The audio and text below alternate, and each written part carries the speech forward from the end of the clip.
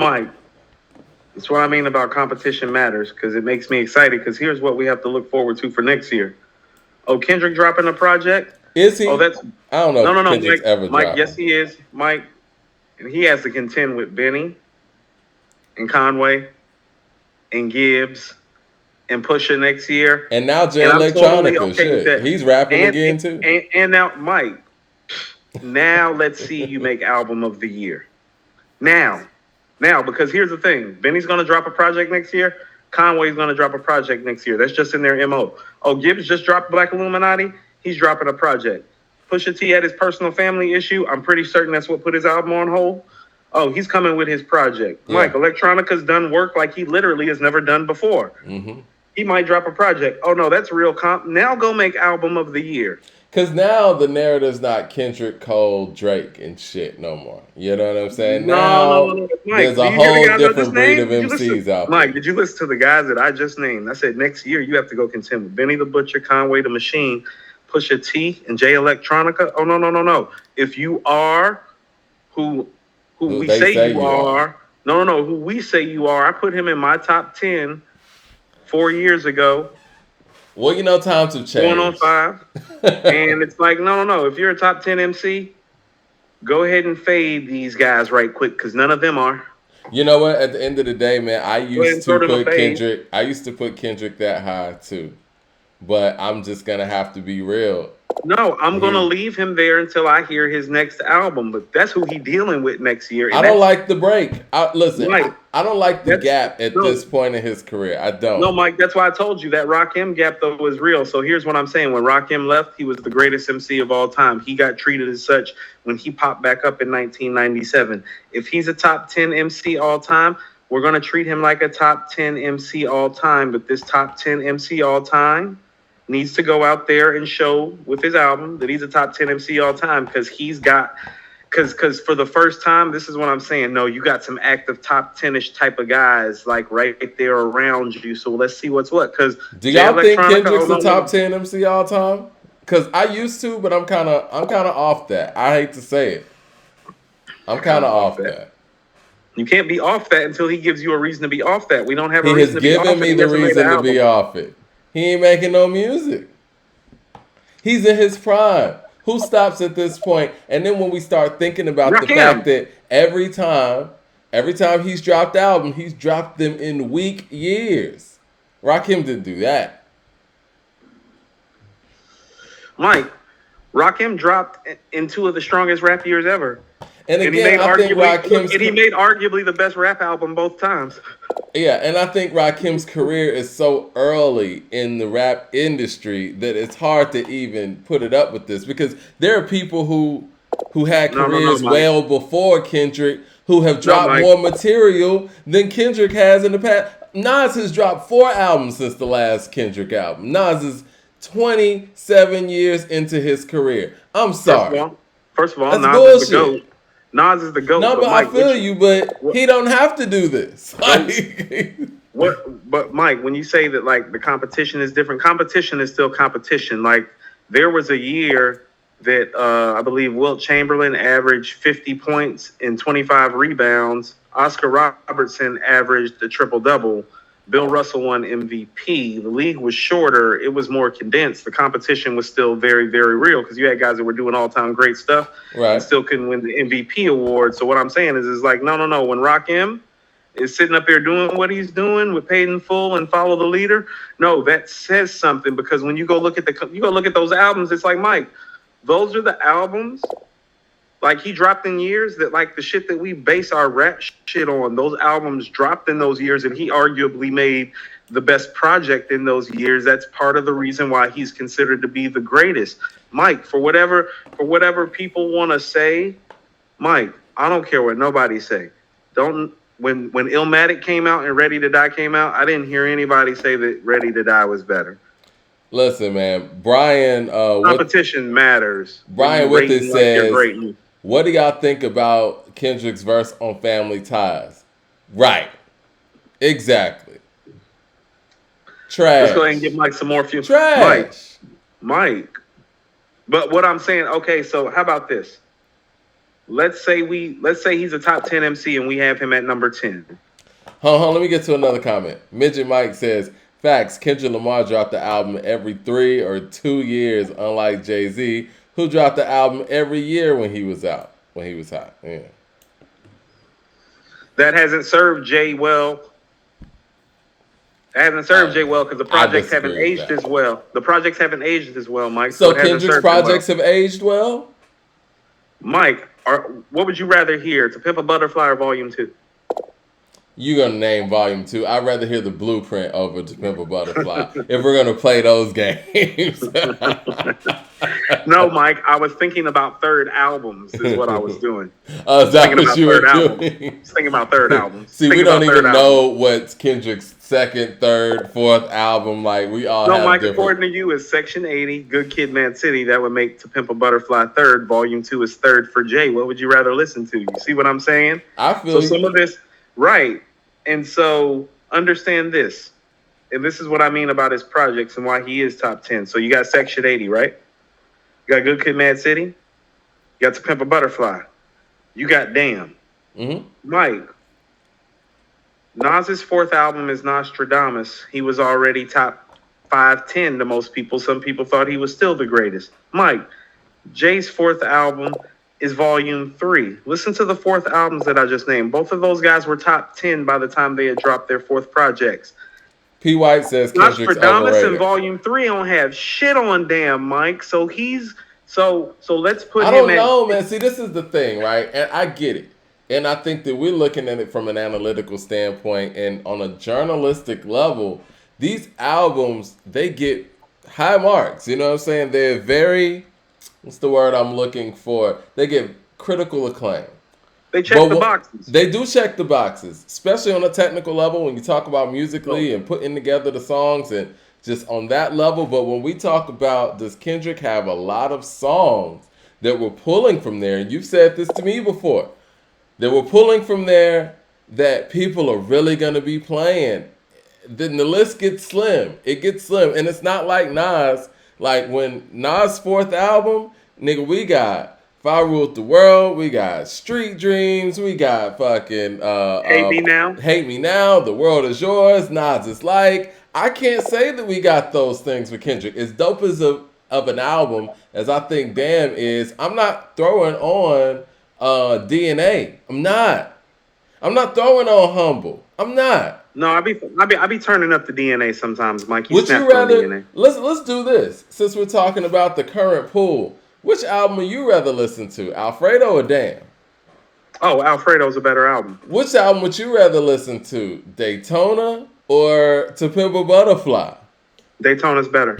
I mean, it's just what it is, man. Like, I don't know, man. Mike, It's a new game Daytona, he's about to step into. Hold on, Mike. When you're bringing up Daytona and Alfredo, I want you to understand you're bringing up what I consider to be 5 of the best rap albums of the last 5 years. Well, see, I'm only bringing up these albums because they were album of the years or album of the year contenders. When, if we talk about 2017, Damn was album of the year, right? 2018, Daytona was album of the year, right? Right. So that's why I'm doing that. And it's like, no, I don't know, man. It really saying. Reveals that Kendrick has dropped in weaker years. And if he ever drops again, he's going to drop in a more quality pool of a hip-hop game.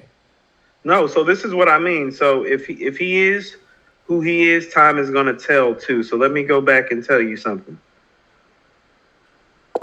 One of the biggest problems was it was written isn't just Nas and the production selection. Mike, it's the year, Mike. It was hard to appreciate it was written because 94 was great, but it was mostly filled with highs, and the highs are clear, and it's clear that Illmatic is the highest of the high. In 1996, Mike, there's like about 10 to 12 highs that you could ride. What you want? You from the South. You like ATLians and riding dirty? Mike, you want Philly to show his face? How about Philadelphia Half-Life? Mike, Brick City, Muddy Waters, Brooklyn in the house, Reasonable Doubt. Anniversary today. Mike, Jersey back in the house. Again, Fuji's with the score. Part of the problem why it was written didn't get appreciated till later is there was so much other classic rap shit to appreciate. He's never dropped in a year like that. He's never dropped in a year like that. It was Ever. written, has gone up the ladder over time. But when it was written, drop, people were like, "Oh, well, that's a top 10 rap album this year." Kendrick Now was it's turning dropping to a in top years. 5, top 3-ish. Kendrick was dropping in years that looked like 1997. If we put things in Yes, context. all his years look like 97. Yeah. Yes. You know what I'm Yeah. saying? They look like where the best albums are 4s, and then there's usually one really, really great album. Yeah. Yeah. And so at this point, I kind of have to dial things back and put things in context, especially in the fact that, again, another thing that hurts Kendrick is the fact that he doesn't have those songs that, to be the artist as big as he is and as skilled as he is and highly regarded as he is, he doesn't have those hip hop classics where we feel like we couldn't do without. I would say his biggest song, or as far as like the song that rings the most, might be All Right. Is that fair? I was thinking All Right or Bitch Don't Kill My Vibe. I think we can do without Bitch Don't Kill My Vibe. I mean, No, in the Mike. grand scheme I of was about to things. say when you name those two records, it's like, well, that's not The World Is Yours or One More Chance or Dead Presidents. Now, And I know we're skipping eras, but even if we talk about Mike, people Mike, from no. today, Mike. I was actually thinking, no, let's keep it West Coast. Is any of those records even How We Do by the Game or Dreams by the Game? Is it even Dreams by the Game? I don't think so. You know what I mean? Mike, you want to keep it, Mike, you want to keep it West and get into that classic Snoop, Cube, and Pac shit? I mean, we could, but I mean, That's what I'm saying. let's go to even like a Lupe Fiasco or something. What about Kick Push? No, All Right's better than Cook Push, Mike. I think so. Okay. It doesn't feel as classic, but I think it's a better record. And I love Kick Push. I was actually thinking, Mike, where is his Dumb It Down since he's such a supreme lyricist when you brought up Lupe? I was thinking, where's the Dumb It Down? Yeah, I was actually thinking, where's the Dumb It Down? So, Mike, to me, he's more on the lyricist side of the great MC side of things. So he falls what I would call more on the Rakim, Nas, and Black Thought side. So my question is Rakim Mike, got bangers. No. So my question is okay, where's the I Gave You Power? Where's the Follow the Leader? Where's the Rewind? Where's the Lyrics of Fury? Yeah. Those are my questions about him. That's why I have him on the back end of the 10. Because, Mike, well, that's what I'm saying. If you want to go first 4 albums, well, Mike, as far as guys that are as talented as him, you kind of got to go to Rakim to see somebody that's made 4 quality projects out the gate like that at a high level. But no, record for record, no. I be asking myself like those same questions I was saying about Eminem.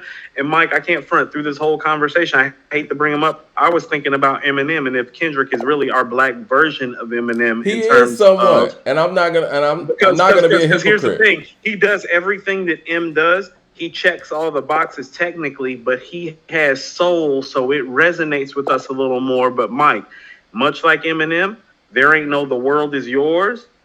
There's no Rewind, I Gave You Power. There's no Who Shot You. There's no 10 Crack Commandments. There's no 22 Twos. There's no Dead Presidents.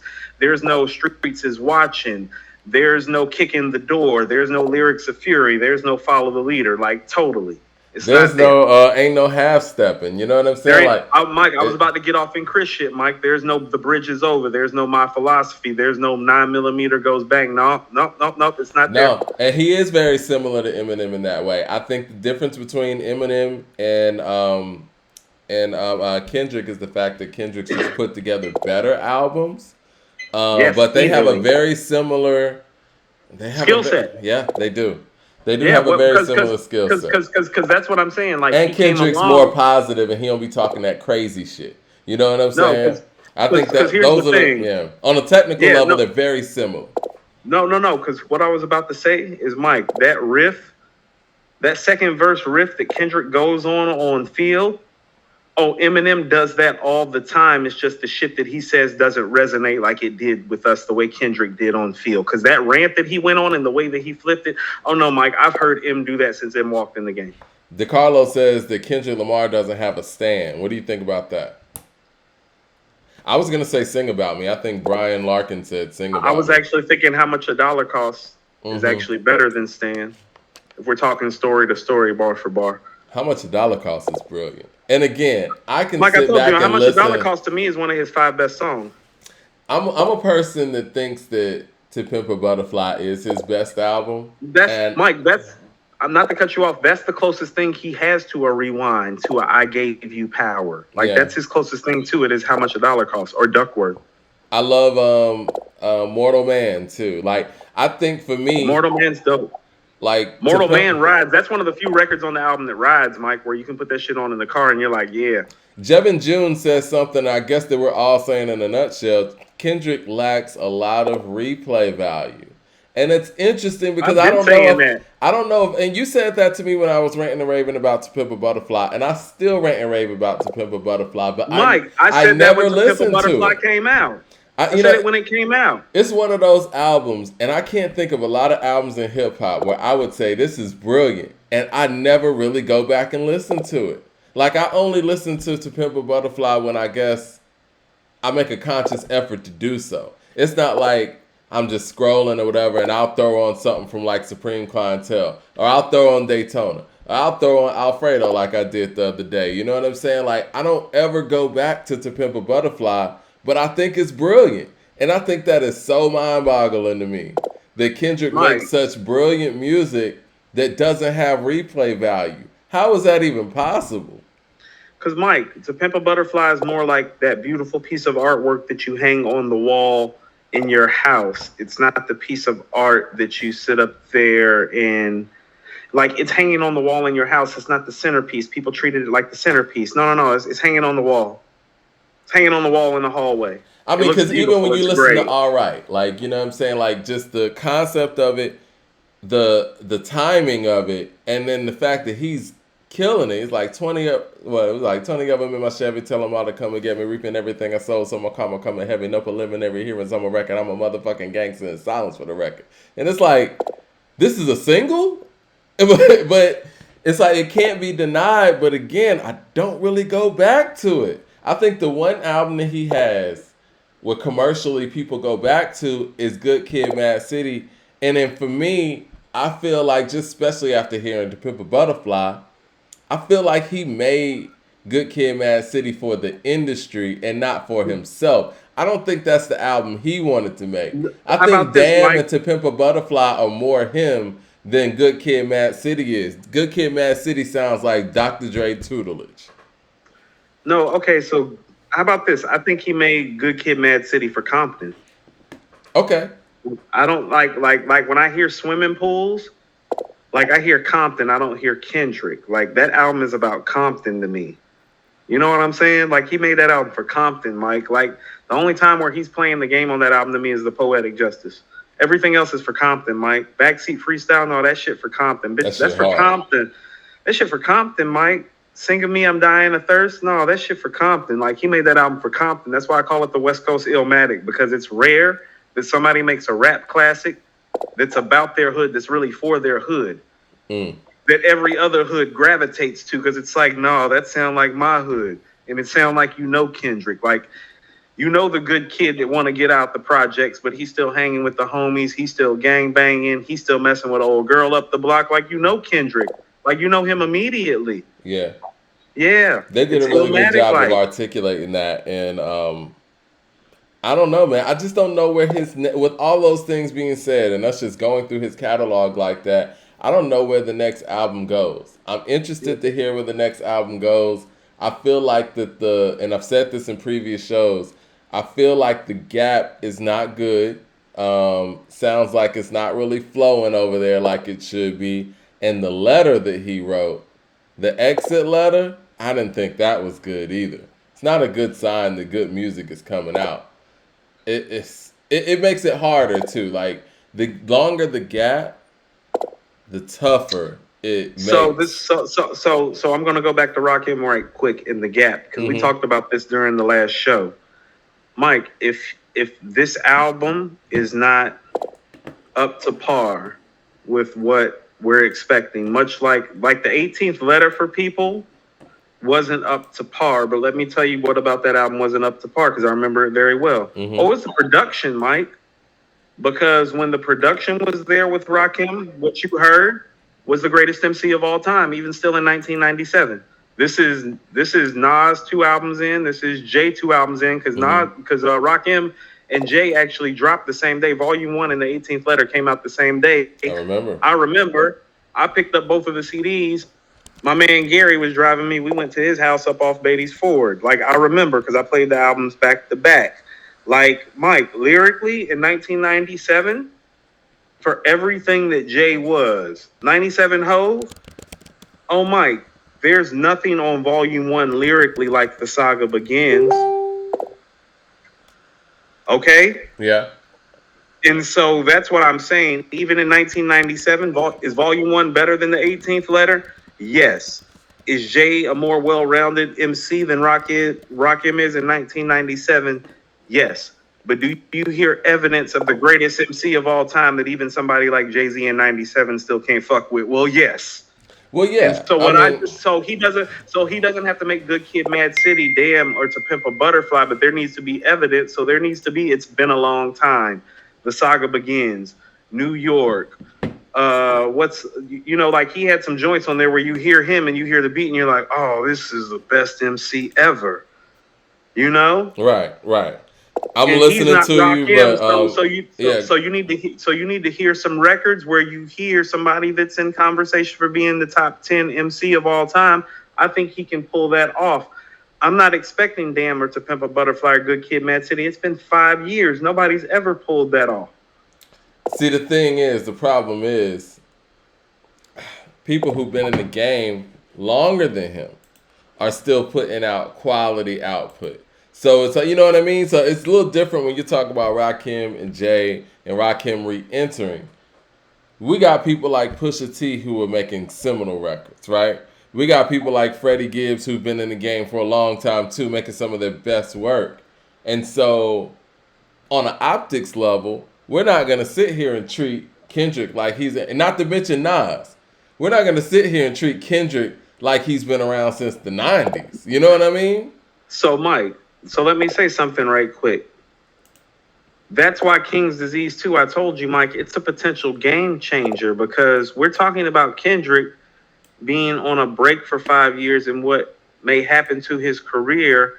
And we have a guy who was arguably the greatest MC of all time before he made the album of the year that just went out and made the album of the year, Mike. Yeah. So that changes the whole notion of the conversation. Now, Mike, what Nas just did with KD2, that's the type of thing that's going to get Kendrick slid out the top 10 because it's like, oh, well, the dude that made Illmatic in 1994 made King's Disease in 2021, and you taking 5 years off. Where your hot shit at? Exactly. That's where I'm at. You know what? It changes everything. No, that changes everything. That's why I said, oh, his next project, Mike, oh, no, his next project, it needs to be comparable to King's Disease 2, From a King to a God, Pray for Paris, Alfredo, Daytona. You want to know why? Because those are the rap classics that have come out since he's been gone. He's been considered to be the greatest MC. Well, I'm measuring you up against what the best shit been made since you've been gone. Period. The level is Daytona, KD2, Alfredo, From a King to a God, and Pray for Paris, and Astro World, to be specific about albums. Those are your levels. Things have elevated since. No, Mike, let me get Kane in the room. Those are all-time great rap albums. When I'm saying they're the best best rap albums of the best 5 years, oh, Mike, we could probably push it back 10, and I might pick those same albums. Exactly. We got to actually get to Good Kid, Mad City, and My Beautiful Dark Twisted Fantasy. Oh shoot! What happened? Hold up, guys. I think I accidentally hung up on Coop. Let me go ahead and get Coop and Kane in the building, man. Hold on 1 second, y'all. Shoot. Sorry about that, everybody. A little technical difficulties. Let me get Coop back in the line, and let me see if Kane is in the line. We got Kane from Cleveland, Ohio. Cleveland, Ohio MC about to come into the building. Don't forget Booker Ryan. Yes, Booker Ryan was jamming. Oh, let me get my people back online. Hold on, let's start this real quick. Let's see.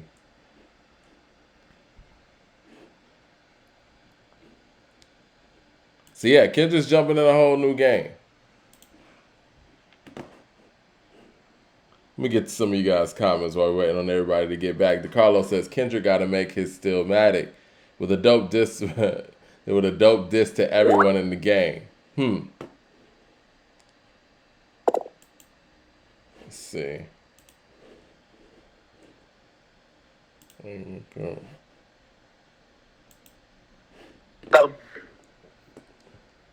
Hello.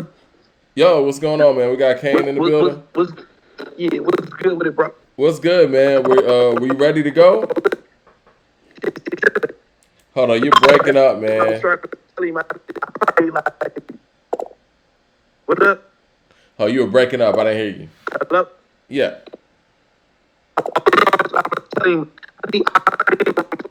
Minutes or whatever. I want to get to the house to do it. Okay, cool. That'll work. At 6 o'clock, we can be 100% official. Okay, cool. That'll work. Let me get Coop back on the line. All right. Sorry about that, y'all. Let me get Coop back on the line, man. Coop gonna curse me out. Let's see. Resume. Let's call. Coop, you there? Yeah, I've been here the whole time. The whole time? Yeah, it wasn't showing. Actually, I kind of felt like it was like a chronic break, so like I went upstairs right quick. But No, man. I tried to get Kane in the room. We actually were going to interview Kane as well, who is a part of Bone Thugs and Harmony's collective, and he was going to talk about what he saw at the Verses from his vantage point, because there were some things that were unsettled in that, and we're hearing all kind of stories of why the first of the month didn't get played. But he said that he's trying to make it back to the crib or whatnot, and he's going to let us know when he is available, because he wants all of his interactions to be 100%, because he was kind of breaking up wherever he was. Sounded like he was in the mountains or whatnot. But, okay. Yes. So you were talking about the fact that Kendrick's stepping in a whole new world, and the level is... But see, the thing is, and I agree with everything you just said about the level now is KD too. The level now is Alfredo, but he's never really had to contend with the level around him. I think the strongest album that he came out around was Life is Good. Life is Good. Correct us if we're wrong. Hold on. So, Mike, think about it. His biggest competition came from an album from Nas that probably isn't even a top 5 Nas album, and that was clearly his best project and first real look at the industry. That was 2012, Mike. It's been a minute. And here is what's different about him and Rakim's situation. That's what I'm saying. No, Rakim had already dropped in heavy years. So when you're coming back and listening to the 18th letter in 1997, Mike, are you putting it on an Illmatic and Ready to Die level in terms of your expectation? Well, yes, you are. No. In terms of like what you want from him. Oh, what you want? Because that's what I'm saying. Because when he came back, specifically Ready to Die and Illmatic was the level. Well, the 18th letter isn't coming close to that level, but here's what he already had. He had records that showed that he was still arguably the greatest MC of all time. And Mike, he had already dropped in heavy years and arguably had the best rap album. So we really couldn't hold him hostage for that, because we couldn't come back and say, well, damn, Rakim ain't really never dropped against no heavy competition. Yes, the fuck he did. TB Art brings up a good one. He said Killer Mike Rap Music 2012. That was 2012, and that was, I think, Killer Mike's breakthrough moment. That's the 3rd or 4th best rap album this year, though. It's not better than Life is Good or Good Kid, Mad City. I don't know. I like Life is Good better personally, but if someone thinks their rap music is better. Yo, Brian Larkin says, y'all heard Black Friday. It's levels. That's real. And I've cited Black Friday before too, when people talk that J. Cole, Kendrick shit. When Kendrick took that Black Friday track, he took it somewhere else. And yes, the ability and all of that is there. And if we're talking about on paper, and that's what makes him very similar to Eminem in that way. If you listen to both of you listen to Eminem rhyme, you listen to Eminem rhyme, but are we taking away songs from here that this person has and we're like, yo, I can't live without this, gin and juice or whatever. You know what I mean? So if you're talking about that, that's what I'm saying. Most of those tracks, that if you're talking about hip-hop heads, like it's like, no, I need to hear that record, Mike. Almost all those records are on Good Kid, Mad City to me, because I think of Bitch Don't Kill My Vibe, Money Trees, and Real.